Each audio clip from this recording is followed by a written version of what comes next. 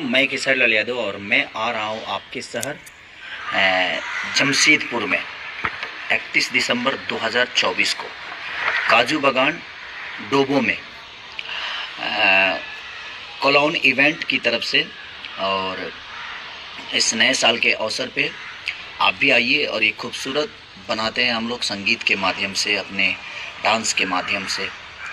तो तैयार हो जाइए 31 दिसंबर 2024 को मेरे साथ। संगीत की दुनिया का एक अनोखा दिन होगा वो 31 दिसंबर 2024, और इसको ऐतिहासिक बनाने में आप सबका बहुत बड़ा योगदान हो सकता है।